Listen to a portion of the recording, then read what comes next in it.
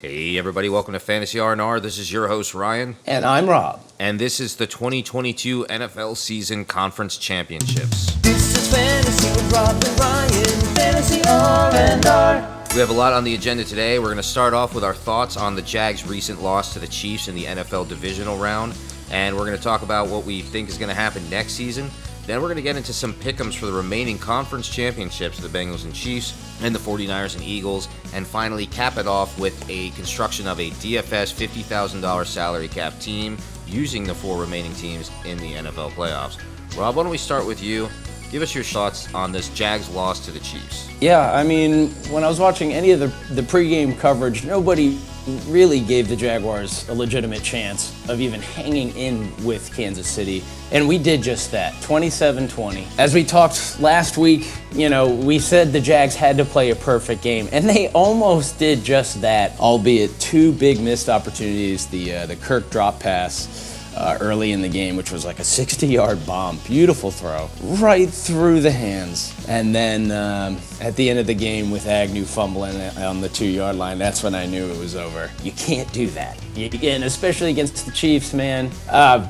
Both, I know we already talked about this, both heartbreaking to witness. But we were so close, man. And I'm not mad. We were talking about it, a little down, of course, but I'm so excited for next season. I really, really believe in this team. I am really, really looking forward to next year. I expected we could lose, and the game was pretty close. I think I took Jags 27-24, wound up being 27-20. Jags take the L, and it came down to a few different things. We just didn't seem to finish off some of those drives where we did capitalize on the Chiefs' mistakes. Mm-hmm. And then everyone was saying that bomb to Kirk that was dropped. They're like, oh, that's a hard catch. It was a little in front of him. To me, I call bullshit. That was a Trevor Lawrence throw. That it was right where you needed to be. It hit him in the hands. And my initial feeling was what it was when we signed him at the beginning of the season. $20 million a year, you have to make that catch. It's not even a question. I mean, anybody else that gets paid that kind of money is making that catch. Justin Jefferson's making that catch. Cooper Kupp is making that catch. That hit Kirk in the hands is inexcusable. And then the fumble by Agnew, that was absolutely heartbreaking. And it's hard to shit on the guy because he bailed us out of so many situations in that game in the first place. For sure. But, for sure. Very close. Mahomes was Mahomes. He did it on one leg. That's just who he is. And I will be looking forward to next year. That was a fun season. I'd love to do it again. Nobody thought we were going to be there. We didn't belong there at the time. When you look at the first 5 weeks of our season, Trevor Lawrence really came together with the rest of the team, and it's a young, cohesive unit. I'm hearing Ingram wants to come back next year. Let's see what happens. So yeah, look into next season. I guess the biggest story here is going to be the acquisition of Calvin Ridley. No? Yeah, absolutely. I mean, I even said it when we talked about the podcast at the trade deadline. I was like, I guarantee you, Calvin Ridley, when we traded for him, was going to be the best pickup at the trade deadline this year. And I believe it because of T-Law's success this season. The guy is an absolute monster. I mean, again, what we talked about last week, I said T-Law has to do his best Patrick Mahomes impersonation, and he did just that, man. I mean, this guy is going to be a top 5 quarterback. I think when we talked about earlier, he's going to be a top 8. I think he landed just there for fantasy purposes, but like in NFL reality, this dude's a top 5 guy. Like, this guy is so freaking awesome. The team is built on success, and Calvin Ridley is going to be the guy that makes that catch that Christian Kirk dropped. He is going to be the wide receiver one.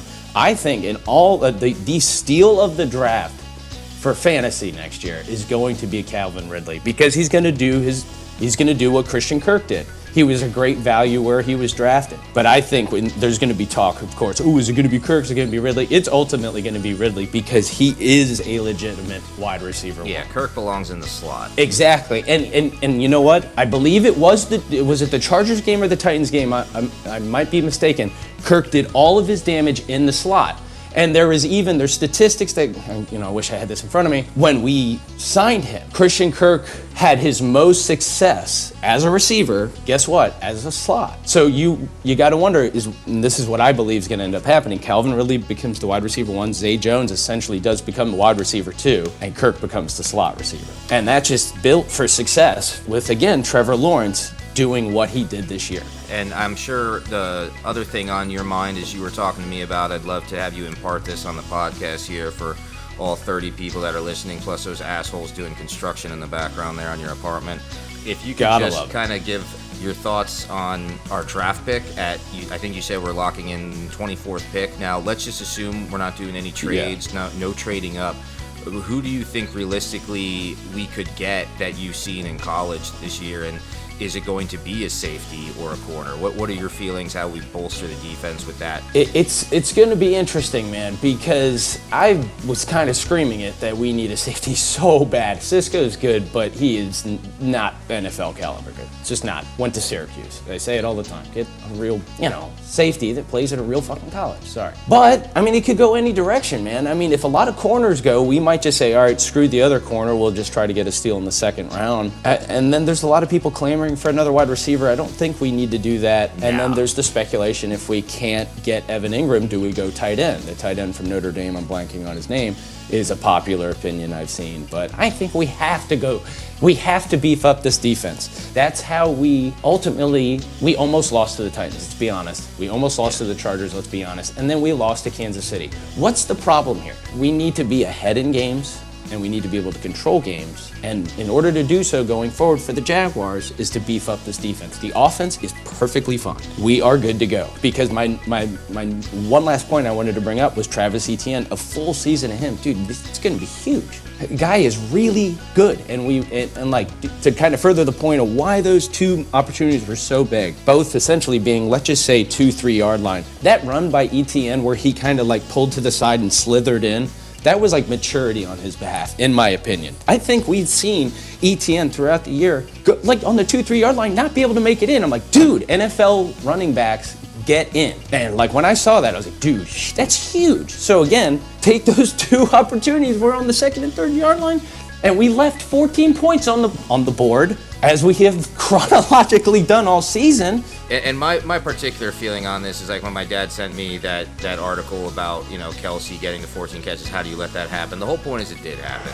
The game's over. That's the team we were. We are who we thought we were, unfortunately, at times during the season. And it's just time to look on to next year. It's that was my biggest problem with that game is we left points on the board by letting our offense not capitalize on drives where the Chiefs are always going to capitalize on drives. I think I said this to you on the phone while I was at work.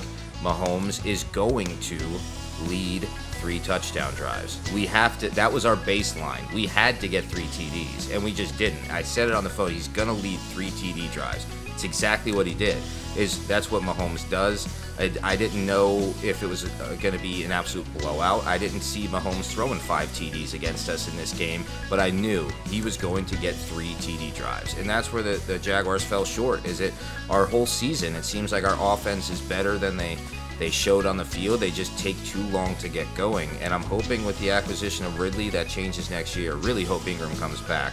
Let's look on to the next one. It's going to be one for the ages. We've got a lot of good matchups. Chiefs and Bengals again next year. It's going to be a good one. All right, let's get into the NFC Championship first, which is going to be on the 29th at 3:30 p.m. Eastern Time. San Francisco 49ers at Philadelphia Eagles. The Eagles are opening as a 2-point favorite. 5 straight Philadelphia playoff games have gone under the total. Kyle Shanahan is 7-1 against the spread in his postseason career. San Francisco has won 12 straight games, going 10-2 against the spread in that stretch, and favorites are 3-7 against the spread in the past 10 conference championship games, 5-5 outright. We always see a lot of upsets this time of the year, kind of like the Bengals and the Chiefs last year. So 45.5 is the total over-under. We'll see what happens here. Personally, I'm going to be picking the Eagles, going with my boy Jalen Hurts. I said the Eagles were going to the Super Bowl at the beginning of the year. I don't like what I see from 49ers offense. I think people are jumping the gun on Purdy. I think the 49ers defense is spectacular. So what I'm going to say here, this is going to be 21-10 Eagles take this. I'm jumping on the Eagles bandwagon here on this one as well. 49ers looked terrible against Dallas. The Eagles looked amazing against the Giants. I think they've been the better team all season long. I'm going Eagles 30, 49ers 13. All right, AFC Championship game. Bengals at Chiefs. Chiefs are opening as a 2.5-point favorite. Over-under is 47.5. I could see that happening. This might be a high-scoring game. Depends on what Mahomes is dealing with that ankle. You're saying it's possibly a high ankle sprain. To me, they're going to have to tape the fuck out of that bitch, and his legs aren't going to be the same. But as I said about blitzing Mahomes can make any throw anytime off his back foot, front foot, no foot, whatever. Some betting nuggets here. Kansas City remains a favorite. The team and Patrick Mahomes will extend their Super Bowl era records of consecutive playoff games favored in. It will be 15 straight for KC and 13 straight for Mahomes. If Kansas City advances to the Super Bowl and is favored again, that would give Mahomes a postseason streak twice as long as any other QB to start their career in the Super Bowl era. So, knowing that he's won a Super Bowl and a Super Bowl MVP, people are obviously thinking that this is a revenge game. Mahomes is going to take out the Bengals. I'm not so sure. Rob, I wanted to kind of say the Bengals against the Bills in the last game. Ultimately went with the Bills over the phone and by text to people, and I tried to believe that the Bills were going to make the Super Bowl. This, I kind of see playing out a lot like last year. Joey Cool against an injured Mahomes. Joey B's got the better offense. Joe Mixon, Higgins, Chase. I just like everything I see on that team. That's what, I was saying the Jaguars kind of remind me of the Bengals. They're up-and-coming young team with a lot of superstars from college on their offense. I'm going to take the Bengals 27-24. I think it's going to be a close game. I think some kicks are going to be involved, but I think Joey B drives the final nail in the coffin at some point during this game and goes to his next Super Bowl appearance. Pretty much saying the same thing. I'm going Bengals in this. We don't know how injured Mahomes is. The Bengals looked really good against the Bills defense that's been formidable all year. They were just simply able to outscore them. I think that's what they're going to do to the Chiefs in this game. I'm going same thing, a little higher of a score though. Bengals 34, Chiefs 27. Yeah, I think this is one that could easily hit the over in Vegas. Now, with that being said, let's hit a little bit more fantasy news here. We're going to build a quick DFS team of the 4 remaining teams in the conference championships. Let's start with QB. Obviously, Patrick Mahomes in a $50,000 salary cap is going to be a little expensive, but he is dealing with that leg thing right now. We don't know what's up. So at $7,600, he seems expensive. Jalen Hurts at $72,000. Joe Burrow at $6,800. Purdy at $5,300. Who do you want here? I'm looking at either Hurts or I'm looking at Burrow. What are you thinking? Right now, again, I said the Eagles are a complete team. I love the way they run. They've got multiple weapons. They will be running. Hurts wasn't the star of the show against the Giants. He doesn't need to be in this game either. Joey B, I think, is going to have the biggest impact out of any QB in this 4-person spread. At $6,800, I like it. Let's move on to running backs. Christian McCaffrey at $8,000. Joe Mixon at $6,500. We got McKinnon at $54,000 and Isaiah Pacheco at $53,000. Miles Sanders at $5,200, and then we start to get into Elijah Mitchell $49,000, Kenneth Gainwell $48,000, Boston Scott $46,000. I think Sanders is a steal. Sanders seems like a lock at $5,200. Why don't we make him our RB1? So let's do that. We're already only at $12,000. We've got $38K left. We have an average player salary of $5,400 left if we want to do that. Our second running back, McCaffrey, Mixon, McKinnon, Pacheco. Do you want underdogs like Boston Scott and Gainwell, assuming that Philadelphia is going to steal the show? I don't mind Pacheco. I don't mind Pacheco there. So I like Pacheco in the I sense think that if we he go looked impressive against us. Yeah. I mean, we could go with Pacheco. We think he's probably, just like James Cook is taking over the playoffs. I could see Pacheco taking over the playoffs for the Chiefs. And even though their backfield is loaded, it's loaded with old talent, not young talent. Pacheco's the guy. And I like Sanders next because we still have a $5,400 average remaining player salary. So that means we can go after some of the big names at wide receiver. We got Jamar Chase opening at $7,600. We have A.J. Brown at $7,000. Okay, yeah, we're going to take Chase at $7,600. Then we got Devontae Smith at $68,000. We have Deebo Samuel at $57,000.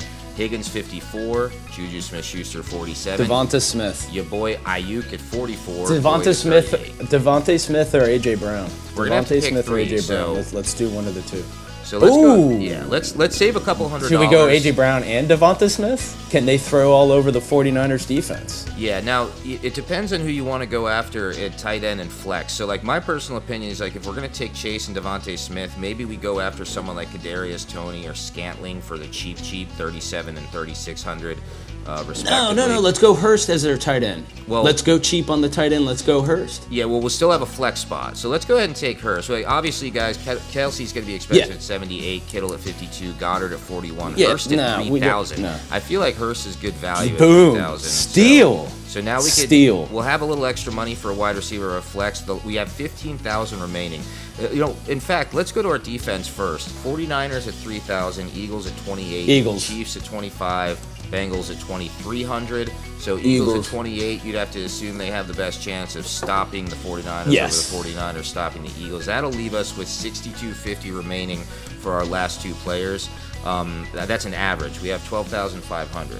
So the question is, do you want a cheaper running back flex, or do you want the most expensive wide receiver you can get? Because right now we could spend $7,000 on A.J. Brown, but you could also do the opposite and take two guys from the Bengals. You get Higgins at 5,400. In fact, we have enough for both. We could take A.J. Brown and Higgins, but you just have to ask yourself: do you think Juju Smith-Schuster or Ayuk or Boyd are going to be the ones slipping in those accidental TDs? They could be, but I like that idea better. But do we do A.J. Brown or do we do Devonta Smith and save a little bit of money for a better We could do flex it all. spot? You could do A.J. Brown, Devontae Smith, and Higgins. I mean, because you get that extra flex spot. It depends on who you want flexed. Who are the running backs that are left? Joe Mixon. He Yeah. would cost us an arm and a leg, though, right? Mixon at 6,500 would leave us 6,000 for a wide receiver, meaning we could still afford Higgins or Deebo Samuel or Juju Smith or Ayuk. But Joe Mixon ain't a bad pickup. I like the idea like of that. Let's flex another Mixon. running back. And what do you think here? Let's go. Samuel, Higgins, Juju, Ayuk, Boyd, Kadarius Toney. Who do you think gets the TD? We're loading up on Bengals right now. Say it one more time. Yeah, we got Deebo Samuel, Higgins, Juju, Ayuk. And we already got A.J. Brown and Devonta Smith.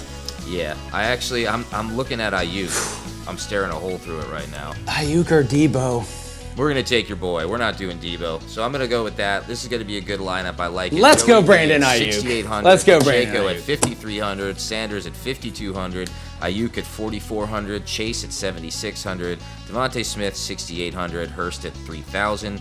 Mixon at flex at 6,500. Eagles D 2,800. You still had $1,600 remaining. That's all 9 positions filled on a $50,000 salary cap for the championships of the conferences in the NFL 2022 season. Once again, this was Rob and Ryan with Fantasy R&R. We will see you next time. Let's go Jags.